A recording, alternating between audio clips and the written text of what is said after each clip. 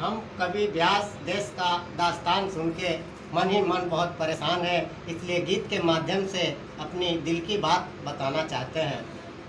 अब तक छोड़ब नाही